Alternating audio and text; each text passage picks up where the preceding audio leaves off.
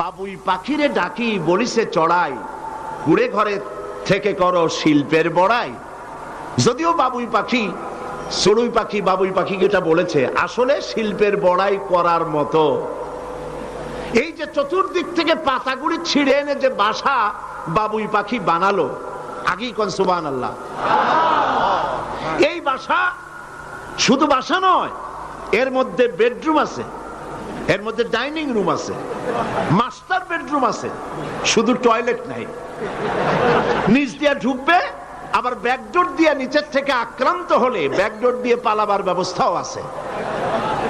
এই বাসার ভেতরে কোনো বিদ্যুৎ লাইন পিডিপি বা আরইবি কেউ লাইন দেয় নাই, ফলে বেচারা অন্ধকারে তারা স্বামী স্ত্রী কনজুগাল লাইফ লিড করবে কি করে।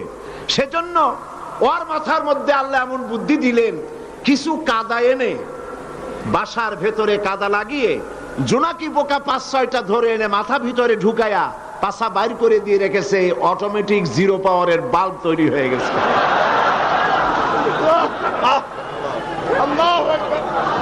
ইঞ্জিনিয়ারিং টেকনোলজি আর কারে বলে? আমার দেশের ইঞ্জিনিয়ার যারা আছেন, এই রকমের বাসা বানানো তো দূরের কথা, ভালো করে বাসাটা খুলুন তো দেখি, বুঝবো আপনি কেমন খুলতে পারেন।